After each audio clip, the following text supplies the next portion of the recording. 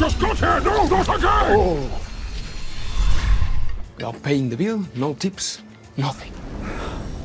What just happened? Welcome back, everyone. It's Charlie. Sony and Marvel just released the Venom: The Last Dance trailer, and it raises more questions than it answers for a number of reasons. Probably the biggest being that Spider-Man No Way Home post-credit scene that looks like they just messed up in this trailer. Everybody wondering if that's going to be a retcon, like did they just retcon the events of Spider-Man 4 and the new Tom Holland Spider-Man trilogy? Or is it more likely that Sony has no idea how the multiverse works because we've seen them make these kinds of mistakes before? Looking at you, Morbius and Madam Web, let us pray that it is not full Morbin time again with this movie. Because it is full of Spider-Man Easter eggs. Like we have Kurt Connors here, played by Rhys Ifans, who doesn't look exactly like Kurt Connors, like he has two hands. What's going on here? Is there a young version of Spider-Man in this movie?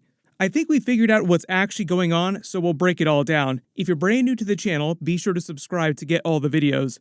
During the trailer, there's a scene of Chiwetel Ejiofor's Orwell Taylor from the Venom comics capturing a piece of the Venom symbiote it spawned in the same bar from Spider-Man No Way Home post-credit scene. Now yes, we do have to address the elephant in the room that does look a lot like Baron Mordo. Like, what's going on? Baron Mordo from the MCU inside the Venom universe. You could think of him as a variant who's just Orwell Taylor inside the Venom universe. Really what's happened though is that Sony just wanted a big actor and Chiwetel Ejiofor's like, sure, I'll take your money, I'll be in your movie. And that's really all that's going on here. Like, he's not meant to be a variant of Baron Mordo in a real sense. Orwell Taylor was a general connected to the Life Foundation, that organization from the first Venom movie that captured the symbiotes when they first came to Earth. And he goes after Venom in the comics. Leading a team called the Jury, that's the team of military people you see him leading around after Venom during the trailer.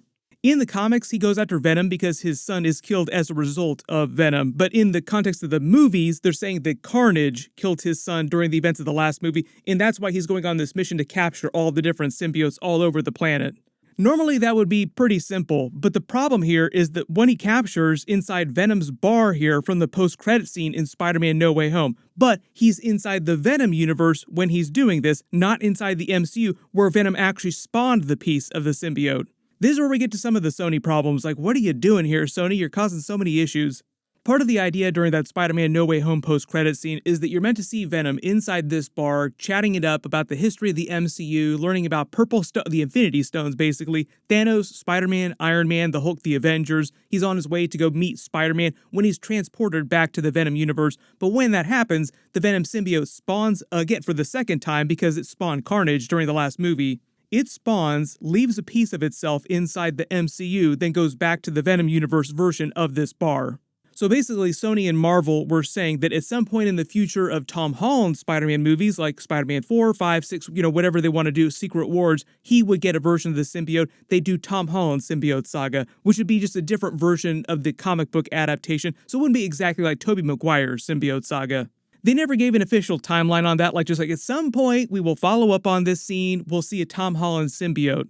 The early report on his Spider-Man 4 in the MCU is that they'll follow up on that post-credit scene, but he won't actually get the symbiote till something like Secret Wars, just because they want to be more comic book accurate. There are a number of logical ways they can actually follow up on that before Tom Holland actually gets the symbiote. Like Matt Gargan can come back as the Scorpion. Scorpion did get the symbiote for a while in the comics, so there's a way for them to explain how logically the symbiote can come back, but Tom Holland doesn't get it initially. Overall, relatively simple setup. But then Sony releases this Venom Last Dance trailer and suddenly this happens. The bartender is played by the exact same person from that Spider-Man No Way Home post-credit scene. Most people remember him from Ted Lasso. Football is life. But notice this version has way longer hair, looks way more down on his luck, like way more depressed, but he's in the same bar, the same drink glasses are nearby, so it's meant to be the exact same place, just inside the Venom universe, not inside the MCU. Part of the idea during Venom Let There Be Carnage post-credit scene is that he's inside this hotel in Mexico chilling out watching TV when the Venom symbiote starts talking about the way it's got this hive mind that exists across the multiverse. The Clintar race of symbiotes have a hive memory, so that's how it remembers Spider-Man after it was transported to the MCU version of his hotel. He sees him on TV. The symbiote is accessing the memories from the events of Tobey Maguire's Spider-Man 3. That version of Venom remembers that Peter Parker is Spider-Man. That's why he got transported to the MCU in the first place, because of the hive memories. They have that funny moment where he sees the dude inside the MCU version of his hotel room, and he just kind of stumbles to the bar where he starts talking to the bartender about the history of the MCU, Thanos, the Infinity Stones, the Avengers, Spider-Man, before he's transported back. But like I said, he spawns the piece of the symbiote, so why then, inside the Venom universe, are they capturing a piece of symbiote that looks the exact same? It can't be the same symbiote. To answer the very obvious question to that, yes, I don't think Sony fully understands how the multiverse works themselves, and they're doing this just to drive hype for the movie. Like, hey, remember this from Spider-Man No Way Home? Aha, another symbiote, Spider-Man stuff going on here. Please buy tickets to our movie, please spend money on us. But I also think what's happening is that all the symbiotes in the trailer here, because there are a couple different versions of the symbiote we see captured, also the toxin symbiote, which is currently inside Detective Patrick Mulligan in a separate chamber here. Most of these other symbiotes are spawned from the Venom symbiote and potentially Carnage, because remember, after the events of the first movie, all the other symbiotes that the Life Foundation captured were shown to have died. So only Venom survives that movie. It spawns Carnage, then Carnage spawns Toxin as far as we know, and then Venom we see starts spawning a bunch of different symbiotes. So any of these other symbiotes we see them capture in the trailer had to come from one of those 3 different symbiotes. Sony will probably do one of 2 things in the movie. They'll say the Venom symbiote spawned again for a 3rd time inside the Venom universe version of this bar before he stumbled out and tried to escape, because notice he's wearing the exact same clothes at the beginning of the trailer. Like he just stumbles out of the bar and then runs off in his version of Mexico in his universe. Or Sony will pull a full-on Madam Web Morbius where they just completely cut this scene out of the movie and it doesn't wind up in the actual theatrical cut. Either way, yes, Sony is messing with continuity. I don't think they totally understand what's going on or how the multiverse works. They don't really have a grand plan here. They're just using this particular scene in the trailer for pure hype, the same way they did during Morbius and Madam Web. Like, look at all this Spider-Man stuff. Don't you want to come see the movie now? And after everything's said and done with this movie, either way, the symbiote piece will still be in the MCU. Tom Holland will eventually get it at some point. Marvel just didn't want to officially commit to exactly when that was going to be. Like, at some point, we will give him the symbiote, but we're not going to tell you exactly which movie that's going to happen in. Here's the other thing. Like, if you thought that was confusing, it actually gets worse. You probably heard the rumors that this young boy in the trailer might be the Venom Universe version of Peter Parker as a 10-year-old, making this woman, his mother, I suppose, Mary Parker. He doesn't have a sister in the comics, so if this is true, that would be another change. We also have Rhys Ifans in the trailer, very prominent, and pretty much everybody going to see this movie will know him mostly as Curt Connors the Lizard from Andrew Garfield's Amazing Spider-Man universe, who we just saw in Spider-Man No Way Home. Why would Sony go through such great lengths to cast him in this movie if they weren't going to build on Lizard hype? Like, why would you want him in the movie? If he's not going to be a version of Curt Connors, why not just cast some other random person? Notice he also has 2 hands. Like, are they just going to say that this is Curt Connors before he became the Lizard, like earlier in his timeline? Because Peter, if he is Peter, would only be 10 years old at this point. Are they trying to say that this movie is a prequel to Andrew Garfield's Amazing Spider-Man movies? Because the timeline on that also would not work out. So here's where we get to more Sony errors, like continuity issues, and then just not fully understanding how everything is supposed to work. Venom: The Last Dance, like this movie, is meant to take place the same year Spider-Man No Way Home is taking place, because literally it picks up right after he leaves the bar after Doctor Strange's spell takes him back to his universe. And during those events, Andrew Garfield's Spider-Man is in his 30s. So if in fact this person is a young version of Spider-Man, or he becomes Spider-Man at some point, he couldn't be Andrew Garfield's version, like it just wouldn't work out.